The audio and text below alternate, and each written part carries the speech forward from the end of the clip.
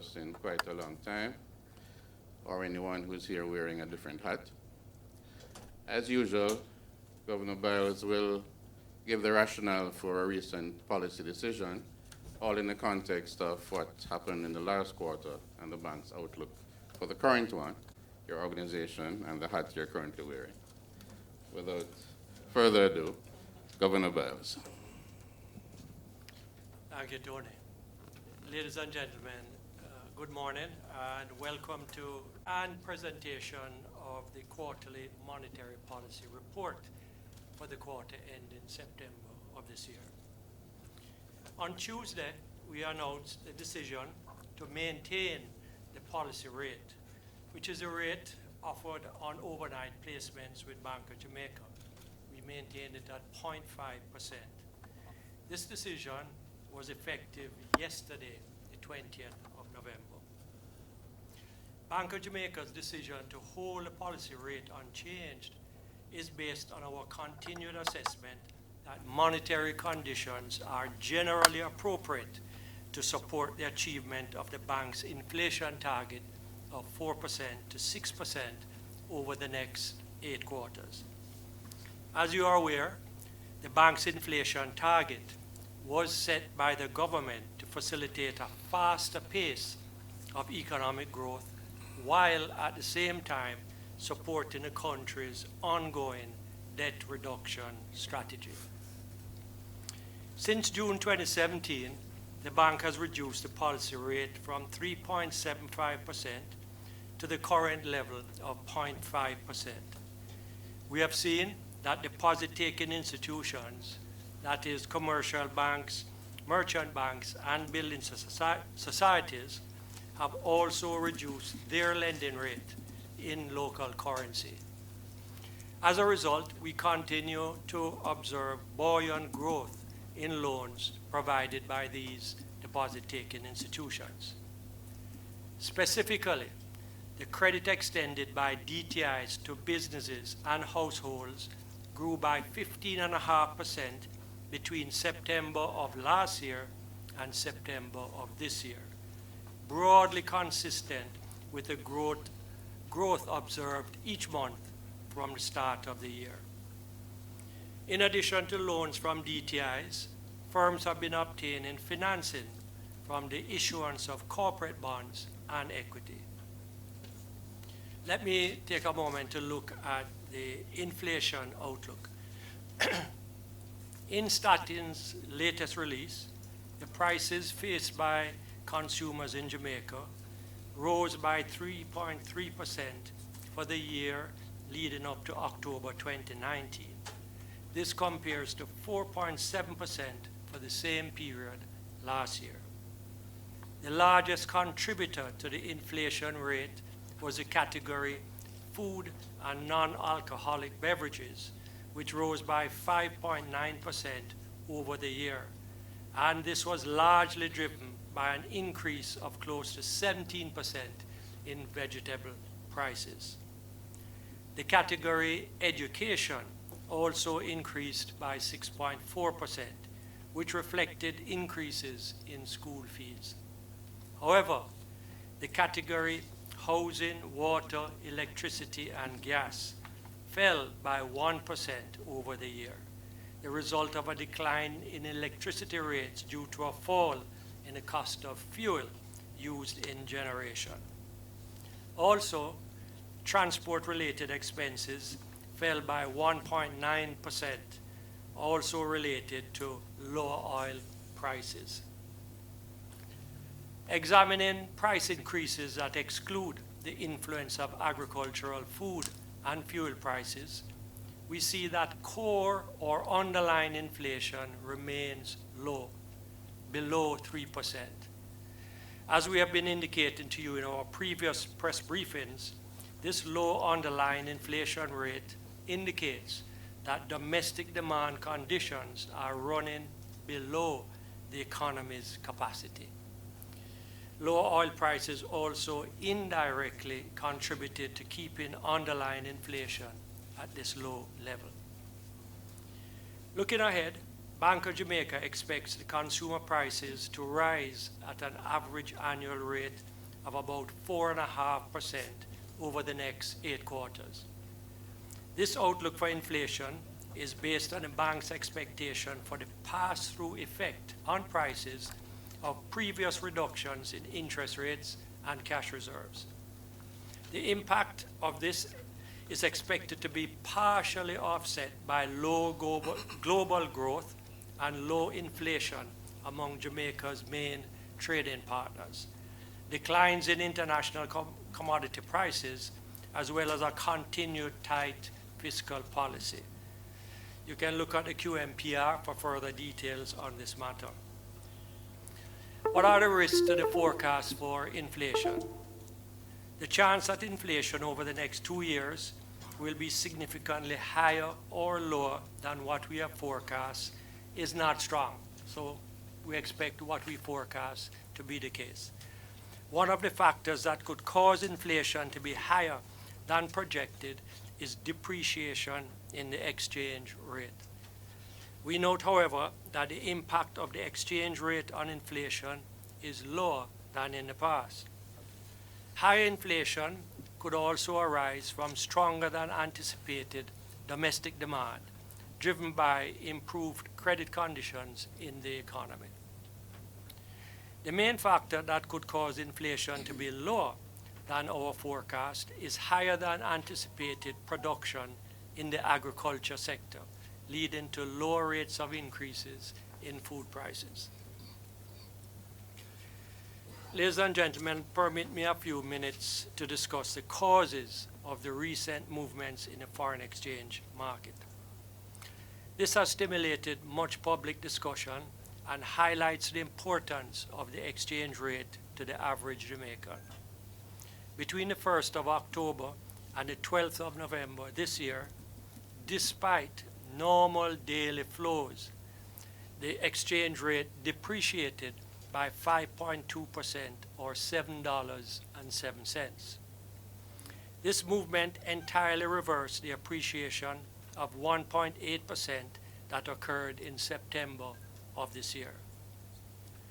And it erased also, very importantly, the sense of a normal two-way movement in the exchange rate that had been evident for an extended period prior to October.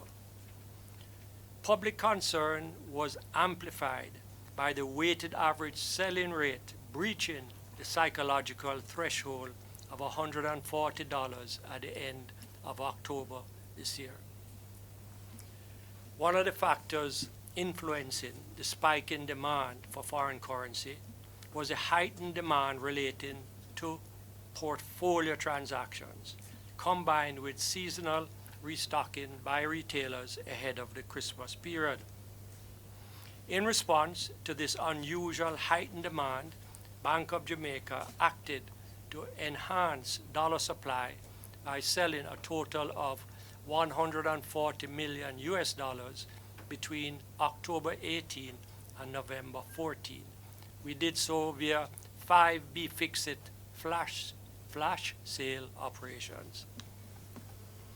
In our latest intervention on November 14, the bank amended its rules to require that all the funds sold by the bank to authorized dealers and large cambios be resold to end users, that is, non-financial commercial entities that are funding obligations for goods and services they have contracted. The bank felt that this requirement was necessary as a larger part of previous intervention funds had not reached end users. The bank is of the view that most of this extraordinary demand for foreign currency has been satisfied, and we have observed that the exchange rate has adopted an appreciating trend since the 13th of November. I wish to emphasize that the Jamaican government remains committed to maintaining a flexible exchange rate system. Bank of Jamaica will therefore continue to ensure orderly conditions in the foreign exchange market and will intervene if there is excessive volatility or if a temporary gap in supply emerges. It is also important that authorized dealers and cambios work together to facilitate a transparent and smooth functioning foreign exchange market. Ladies and gentlemen, in closing, Bank of Jamaica's view is that the prospects for the Jamaican economy continue to be positive. Foreign reserves are at an adequate level, and we have a sustainable position in the current account of the balance of payments. Fiscal performance is strong, and public debt continues to decline at a steady pace. Jamaica's labor market continues to improve, and market interest rates remain generally low. Bank of Jamaica continues to hold the view that the economy could grow at a faster pace without resulting in inflation increasing above the bank's target. In this context, and to determine the future path for the policy rate, Bank of Jamaica will continue to closely monitor the impact of monetary policy actions on credit expansion, capital market transactions, overall economic activity, and consequently the impact on inflation. Thank you, and I invite you to ask any questions you have. Thank you very much, Governor. And now, ladies and gentlemen, first. Yeah.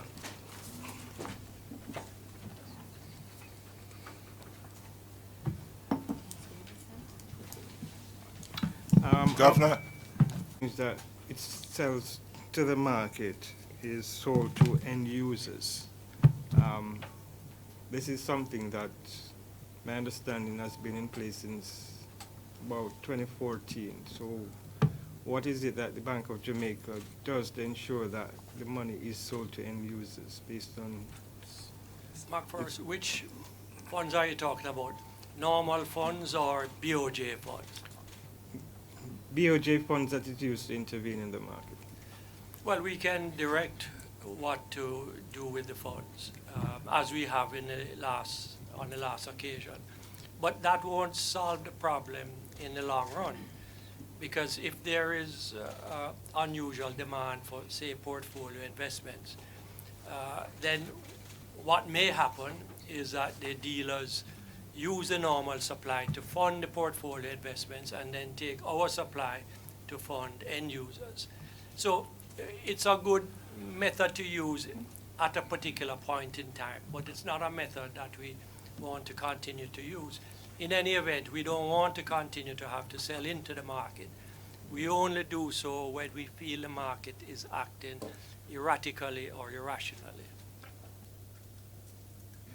And if I may, Governor, McPherson, it wasn't that it has been in place since 2014. It used to be. We stopped it. So this last time when we did it, it was the first time we were doing it since then. It wasn't always in place. Al?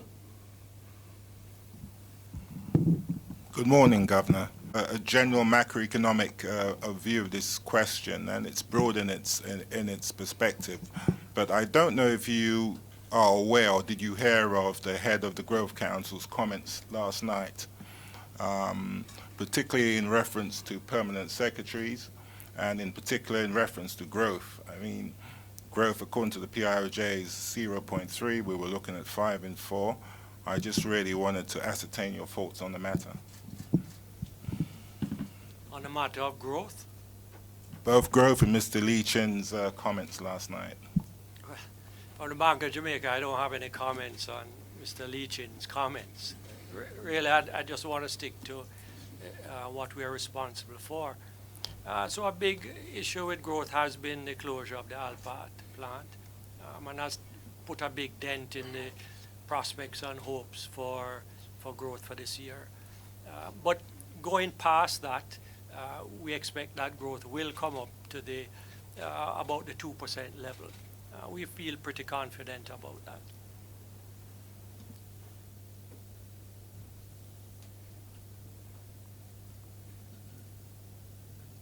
Anybody else? Okay. Hello, Mr. Bayan. I just wanted to find out if you were housing. You said that right. So it fell. Inflation fell by 1%. But I'm concerned about the housing component of this basket of goods. I mean, housing, the cost of housing in the Kingston metropolitan area is on the increase. So how did they, say that it fell? The basket fell. How is that calculated? Well, a big part of that category has to do with energy. And energy prices have declined. No, you may not see it in your electricity bill if over this very, very hot summer you turn on the AC a couple of nights. So maybe your total dollar bill hasn't declined. But if you look closely at the bill, the cost of generating that electricity and delivering it to you has in fact declined. But what about the housing, the real estate component? Is that not accounted for? Because there's been no decline in house prices. What is captured in the basket is rental rates. And we haven't been seeing a lot of movements in that. Really. Normally, the movements in those tend to be very seasonal. So we haven't been seeing a lot. I mean, this category consists of a number of areas. Rental, the cost of repairs, cost of maintenance, water rates, electricity rates. So as the governor says, the main driver up to this period for this month was the electricity rates. All right, and just coming back to the rental market, though, the short-term rental market, the Airbnb phenomenon, has driven up rental prices because persons have basically taken their properties out of the regular pool to account for this. So, again, how is there a decline? No, so just to clarify, we're not saying that housing rental or housing prices have declined. Okay. Okay. There are different components within this sector. Right. And the one that is driving the decline is related So to you're saying electricity. utilities is just weighted heavier? Utilities is a larger one. Not only that, utilities is the one that has been showing the decline. Okay. I know the CPI is always an issue. It was the current basket that we use was developed in 2004, 2005, and is now being looked at again. And we expect that in the first quarter of next year, about April, we should have a new index, and all that is going to do is look on the basket and weight those goods and services more appropriately for the lifestyle of Jamaicans in 2020, 2020. So we'll wait to see what changes that mean. Okay. I noticed, okay, just to follow up on that, I noticed that you include gas. Does this take into consideration petrol used by motor vehicles? Petrol is in another category called transport, in a separate category, and that also fell on a year-on-year basis. But price is going up. I mean, when it falls by a few cents. When it goes up by dollars. So how can this be? Well, I'd like to see the research when you do it. Remember, though, it's not point to point. Right? So you need to take it every day going along and see what that increase looks like. Because we're all buying gas different days in a week. So look at it that way. What is the average increase over the year? And I think you'll be surprised to find that it hasn't moved that much. But let me promise that in association with Statin, when they're ready, we're going to have a session on the CPI, because a lot of what we do with inflation targeting depends on that, and a lot of the credibility in our work depends on it. So I think all Jamaicans have a deep interest in the CPI business. But think about it. Jamaicans range from people here to people that live in rural Jamaica. It's a wide range of persons, wide range of consumption patterns. And so you'll find that because it's an average, it doesn't seem to fit anyone in particular. But that's what an average is for. Right? So if it doesn't fit you perfectly, it should nonetheless come close, fairly close, or approximate your lifestyle. And just to follow up on what the governor says, I mean, the timing is also important because Statin goes around Jamaica and collects the prices at a particular time, usually the first full week of every month. So you may actually be seeing a change, say, in the second week of the month or the third week of the month. I mean, that won't be picked up by Statin until the following month as well. So the timing also is very important. View that the extraordinary demand for foreign currency has been satisfied.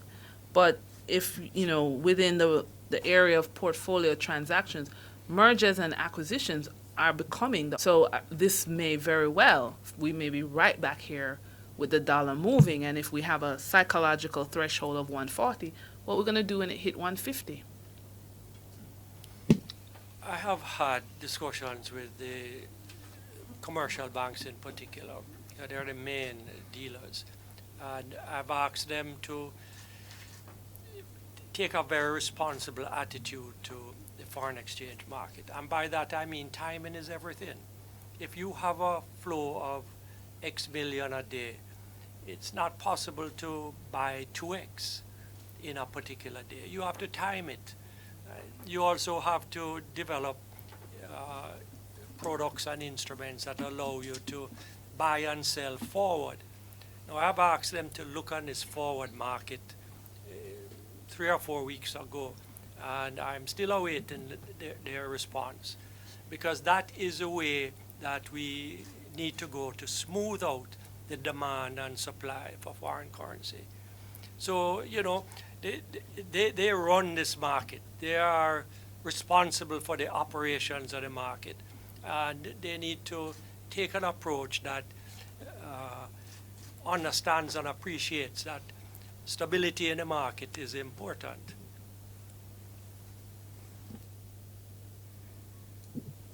Can you just say a few words on that? My understanding is that, the IMF rep a week ago said that the BOJ is planning to put that in place. First, thanks for bringing that up. We do have a new foreign exchange trading platform that we're going to be implementing and testing January, February or so. Then we will start the use of it throughout the trading operations with the commercial banks.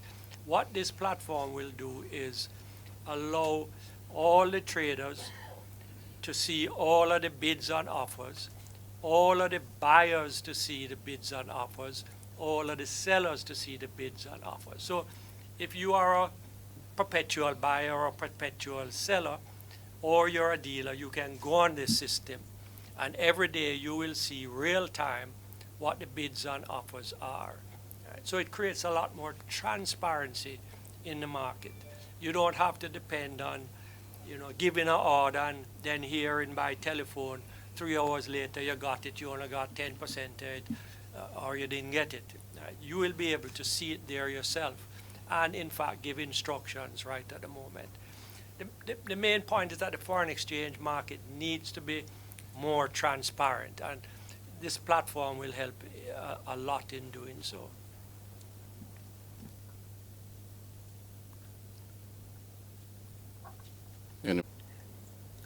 Can you give us some idea of what, in a quantitative way, of what you think erasing the sense of normal two-way movement in the exchange rate is? That you think that there was that normal two-way movement? What is the period when you had the normal two-way movement, and what? Well, prior to October, for most of the year, particularly since about the June quarter, I mean, we saw this two-way movements within a fairly stable pattern. I mean, we have been having the two-way movements since around late 2017, 2018, with the introduction of BFIXIT. What we saw in October is really a shift in that, where the actual rate actually accelerated. I'm not going to give a precise definition or figure for the volatility, but when we consider normal, what we define as normal market conditions, we're not just looking at the rate movements, we're looking also at how the market functions. So what is the volume in the market, for example? How is that volume being distributed, for example? Are there reports of pockets of shortages, for example? So we look at a whole range of indicators, and also general intelligence of what is happening on the ground.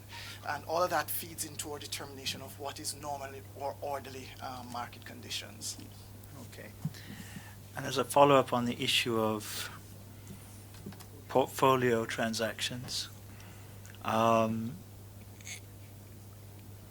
think that, well, clearly there are going to be other portfolio transactions coming. So this is kind of a further follow-up to Denise's question. So the issue of market intelligence and how to resolve that has been long mooted here.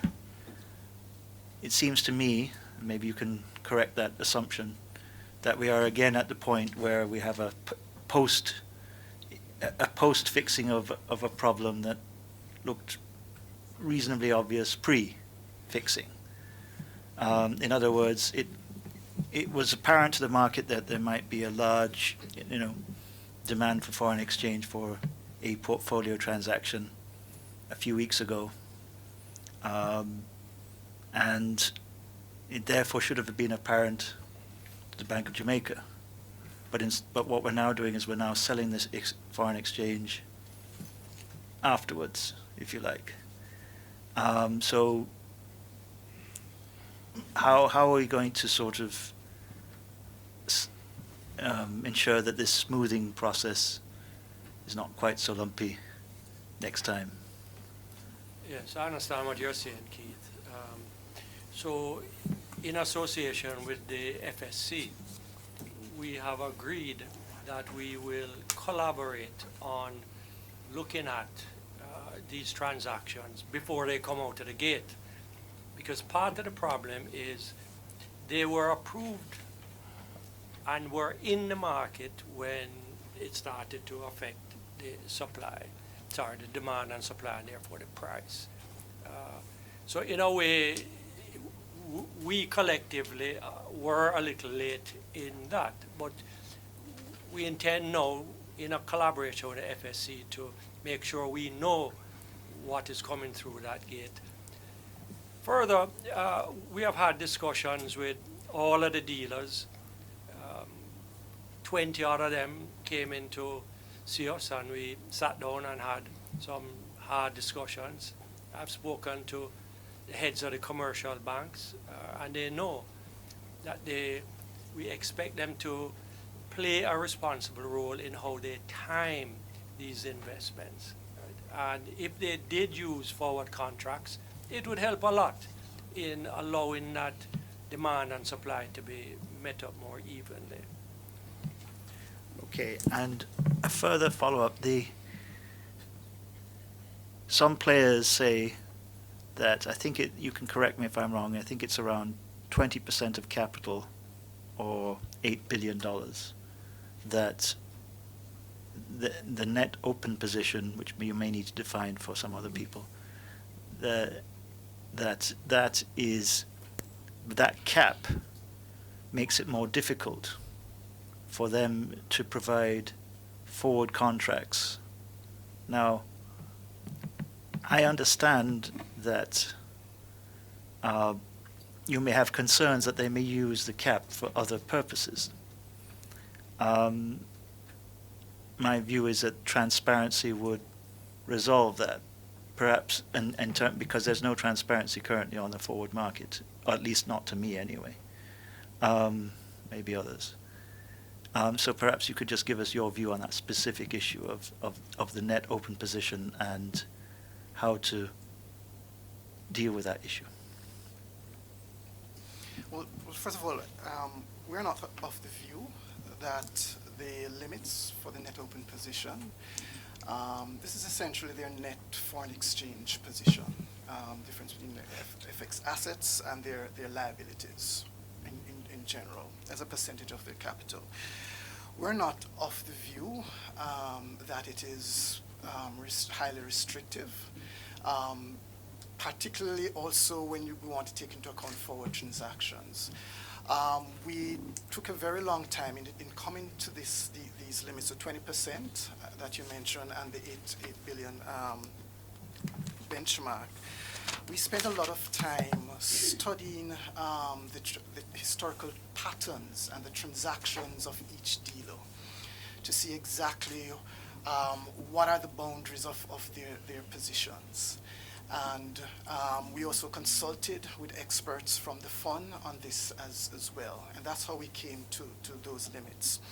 And what we've observed for the most part, I mean, most institutions since this limit has been implemented have been operating well within that limit, Now, of course, we are reviewing, as we had committed to do, we are reviewing those limits, and upon completion, we will advise as to if there will be any changes. I'll let Denise. So Keith, to those, add to that, we at Bank of Jamaica are open to discussions about how to make the market more orderly and to meet all of the requirements, old and new. Right, so if the portfolio demands are now new and going to be with us for a while, let's sit down and talk about how to best handle it. Governor, go ahead, I defer. I just want to follow up on Keith's question, and I have another question. When you say you're going to be collaborating with the FSC to review deals, is it just portfolio transactions? Because there have been times when dividends that have been declared and funds removed from Jamaica also have an impact on the foreign exchange. So will companies like maybe NCB or such have to have a conversation with you before, not before dividends are declared, but before the money is taken out of Jamaica? That's question one. Can I answer that one? Okay. Okay. No, we don't. Dividends have been paid years upon years, and it's part of the normal demand for currency. So we don't see that as a portfolio demand. It's it's more one-time, large transactions that we're referring to. Okay. Transactions to do with new investments, changing from US dollar debt to J dollar debt. That's what we're referring to. Okay. My second question, you talk about high inflation could also rise from stronger than anticipated domestic demand. So it sounds to me like you're saying more loans available means more spending. So if we're spending on maybe cars, appliances, housing acquisitions, will you then raise interest rates to cool the demand and manage inflation? We're not there yet. I think the demand that we're seeing is quite balanced between household and business. In fact, business has a little edge on it. So I don't think we're near to the point where we want to say cool it. Governor, you say here, I wish to emphasize that the Jamaican government remains committed to maintaining a flexible exchange rate system. Now, there are advocates for this floating exchange rate system between a band of 138 to 145, I've heard. What are the respective merits and perhaps shortcomings of these exchange rate systems, flexible and floating?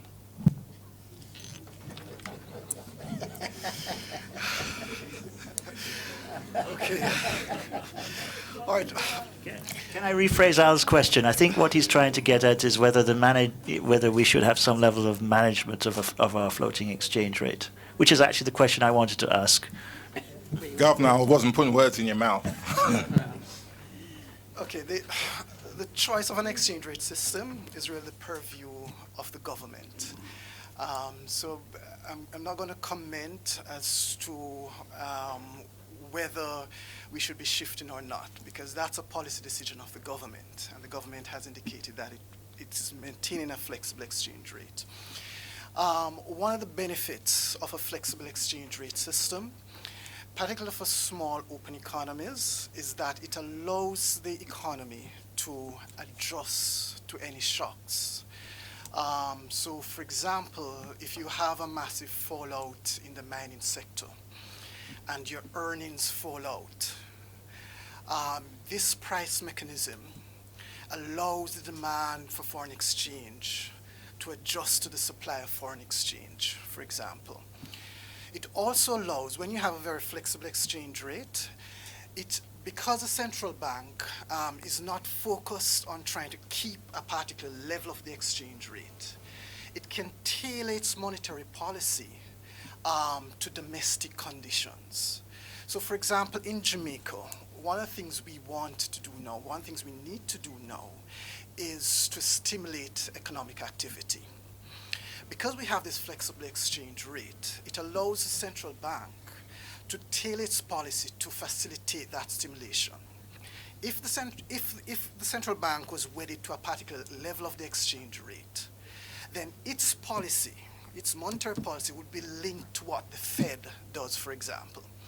So if Andrew Powell decides that it would be good for his economy to raise rates, then Bank of Jamaica wouldn't really have much room to do anything else. So it gives you that space.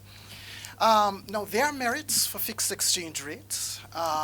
It anchors inflation, for example, but there are also costs as well. And you have to weigh the cost and benefits of both regimes, for example.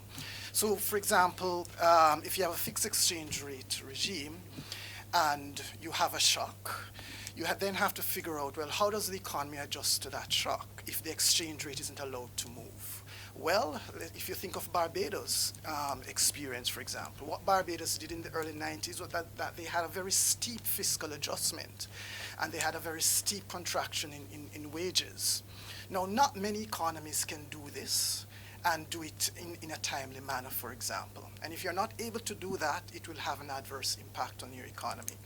So there are costs and benefits, and you have to weigh both. Our experience in Jamaica has certainly shown that the flexible exchange rate is the best policy for Jamaica.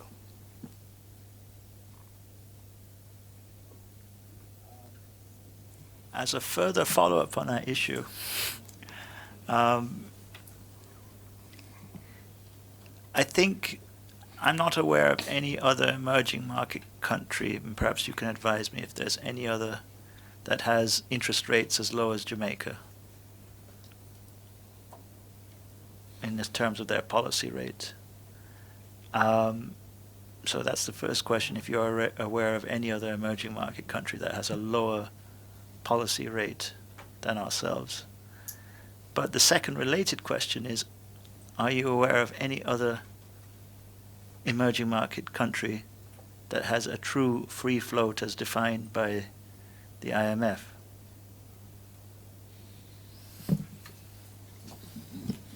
Well, I leave the second question for Wayne. But yes, 0.5 is pretty low. I would ask you, Keith, do you know of other emerging economies that have primary balance of 7%? The two go together.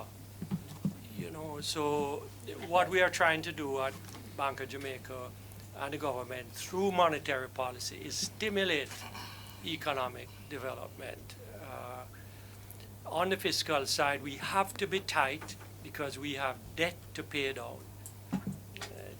That is our primary national economic objective, pay down that debt to about 60%. That opens up for us massive opportunities. But to do so, we have to learn to walk and chew gum at the same time.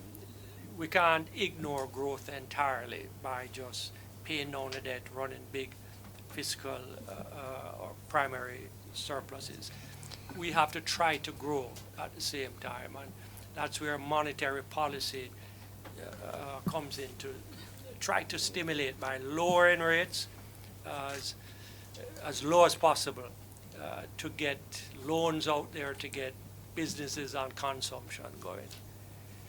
So you have to look at their twins, if I could put it that way, your interest rates and your fiscal balance. Well, a number of emerging market countries have flexible exchange rates, and their exchange rates in certain cases are more flexible than Jamaica. Mexico, for example. Even New Zealand, you may consider New Zealand a frontier market and not necessarily emerging market. So they do have a lot more flexibility than even our exchange rate.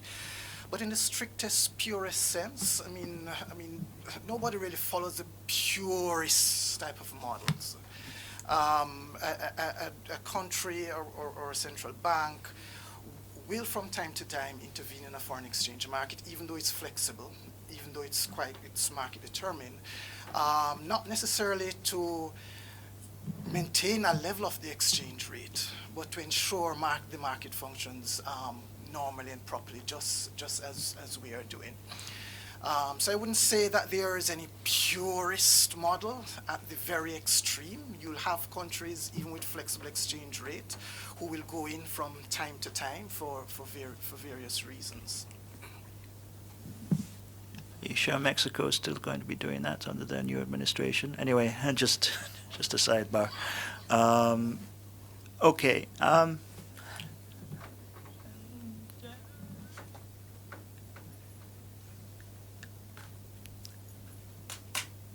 But I think there's some definitions. I was told, for example, that, and I think this is in one of the IMF documents, that if we didn't have a true free float, we'd need like 1 billion more in FX reserves. So perhaps you could just hammer home that sort of point as to why you're making that policy choice. Because I think, so we're moving to, and this is actually the question, we're moving to institutionalize next year an independent central bank with an inflation targeting mantra. So that's a major policy choice that we're trying to institutionalize. So perhaps we just need everyone to understand again why we're going with this approach.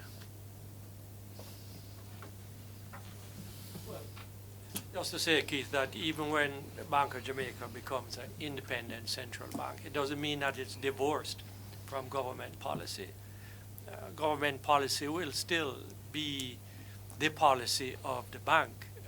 It's just that operationally, the bank will have greater freedom to execute its mandate. But we still have to subscribe to and participate in the making of government economic policy. Governor, in respect to that and to Keith's question, do you think a better job has to be done in public education? Because most people, they'll see a rise in the exchange rate that's commensurate with a rise in their food prices at the supermarket. I think McPherson mentioned transportation. So how best do you communicate that to the public as opposed to financial economic cognoscenti, which in short means us here in this room?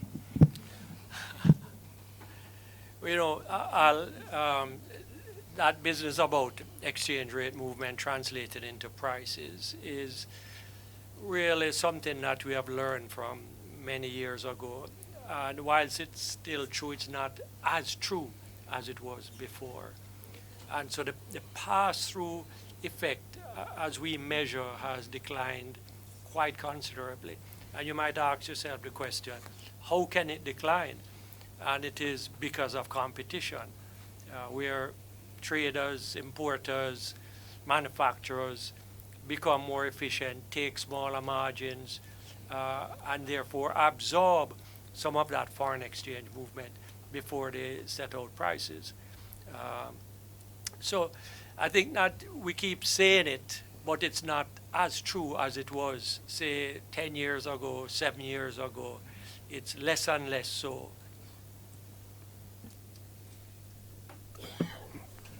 Tony. Thanks, Governor. I wonder if you could comment a little bit about liquidity conditions in the market, because I note year on year, between September last year and September this year, we've had about 15.5% growth in credit. And we know that one of the leading indicators for growth would be increases in credit to the private sector. We also know that, as you've noted here, firms have been getting financing from issuing equity and corporate bonds. So can you speak to the liquidity conditions in the market? Because there is a sense that the banks are awash with cash. We see the movements in credit growth, but it could be that a lot of this is typical consumer credit going for cars and mortgages and so on. Are you seeing in the liquidity conditions more demand for credit for more productive parts of the economy? Because this is where I think you will start to get excited about what's happening with inflation, because if there's too much demand for the usual consumer goods, then there's not enough credit flowing to where we need it to flow to those sectors to produce growth. So just if you could speak to that, please. Well, underline that 17% on a year-on-year basis, and it's right across a number of sectors: manufacturing, construction, distribution, professional services. So it's quite broad-based. We're also seeing buoyant growth in consumer credit as well. But to your point, the overall growth is also reflecting strong growth in credit to the productive sector. Also of importance is the increasing use by firms of the issuance of corporate bonds as well. And that has been growing. I mean, the data is a little bit lagged, but we're seeing more and more firms relying on corporate bond issuance as well. Can you give us some? It seems to me that is in the same way that you're trying to understand the FX transactions before they happen with the FSC. I really think that this is an area that the BOJ should focus on and get good data and publish that data. So that we understand what the combined, I think in the States they do that combined sort of credit aggregates are, including bank and other finance. Yes, we do get the data. It's a little late. There's a little lag there. But yeah, I agree with you. Let's work with that source of the data and try and get it more up to date so we can combine it and present it to you. Terrace, I would say I don't think we see that the financial institutions are awash in cash. There is a reasonable amount of liquidity, tends to be concentrated rather than evenly distributed. But I wouldn't say that we are awash in liquidity. And the banks are trying their very best to give credit to medium and small enterprises. More and more we are seeing that happen. As a further follow-up on that issue, these silos of liquidity, FX liquidity, is it that you see in the same way that with the Jamaica dollar liquidity there is concentration? Is it that you also have concentration on the FX side in terms of the pools of US dollar liquidity, so that the market doesn't operate as a true market, so that the people who have the money keep the money, and the people who don't have the money don't have the money, and so therefore that's part of the market problem that you have. Like perhaps one or two players have a larger portion of both Jamaica dollar and US dollar liquidity than other smaller players. Well, you know that the banking community has two very large banks. So naturally you would find that the liquidity tends to be more that way. But banks can be very aggressive, whether they're large or small, and we are seeing that. The net open position, which is a kind of foreign exchange position, it depends on the capital of the bank. So you'd find that the large banks have larger net open positions, and that's just a natural consequence of the system. Governor Family, you guys should notice an extra sheet in your folder. This relates to yesterday's transactions. This should add some interesting detail to your reports on the foreign exchange market from day to day. So if you're not getting it in your email, please contact me afterwards so we can make sure you do. That gives me a final question. What, in terms of looking at this spot market volumes and weighted average rates in terms of transparency, what do you think journalists should be focusing on in terms of the transactions that occur with these entities in terms of their reporting, and where do you think they're falling down in not, even though it's, the data is often distributed as a chart in some of the newspapers from time to time, where do you think, and of course you publish it, where do you think journalist community is falling down in terms of analyzing that data, and how would you guide them in terms of looking at it in more detail? Well, the fact that we have spent 90% of this afternoon talking about foreign exchange, despite the fact that our mantra is inflation targeting, says that there is a lot out there for journalists to focus on. You can become a specialist in the foreign exchange market, and there's a lot of information. Tony is pointing you to some that is on our website that gives you the breakout of the purchases and the sales. But also there's other stuff that you can give some consideration to and write stories about. There's a lot there. You don't just have to take that single amount that's sold and price, or amount that's bought and its price. Answer one word, Keith. Context. Examine the conditions, paint the picture. So what you're really saying is this should be the quarterly monetary policy report and not the quarterly foreign exchange Absolutely. policy report. That's for the next time round. That's our story, we're sticking to it. Okay. Governor, going back to the question of inflation, a look